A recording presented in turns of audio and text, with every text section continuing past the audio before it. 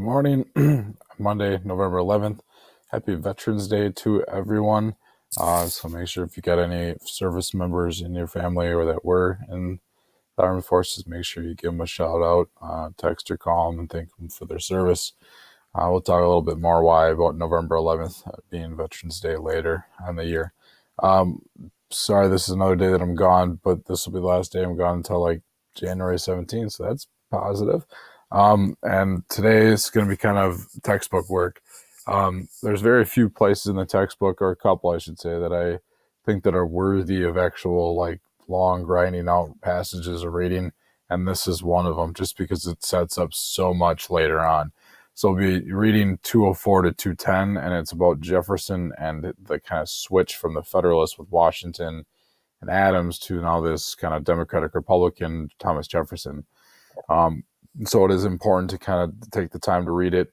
I do have a reading guide, which looks like this whenever it pops up. It is quite lengthy. I have one for everyone, but that being said, that doesn't mean you have to do it that way. Okay, so you can do the reading guide or outline. I will say that outlining will probably take you longer, but you'll probably have a more grasp on it. So here are the questions you're going to be doing until, right? Um, I'm sorry, you'll be going until Jefferson was restrained. So, like essentially during the class, you have 1 through 17. Your homework then is going to be 18, right, through 39, which seems like a lot, but I just got kind of excessive with my questioning. So that is kind of today. So, well, part of today. So you got the textbook reading. I think that'll take you most of it. Once you're done with that, I want you to go into Jefferson's inaugural speech. So this is kind of a lengthier document, but I want you to do two things with this one.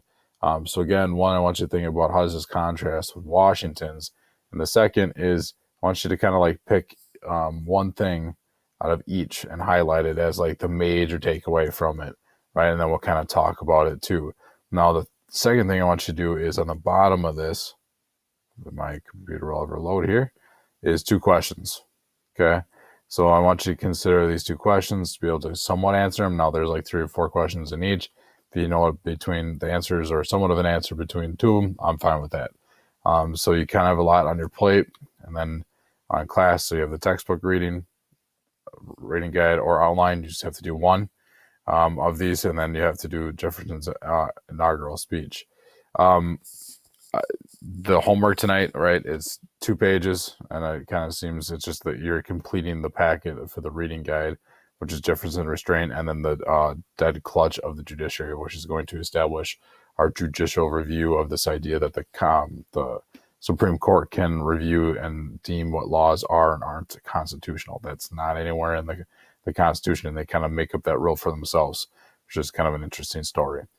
Okay, so this is what I got going for me. I know it's a lot, but I think it'll set the groundwork for our first part of period 4 or unit 4 of our study of American history.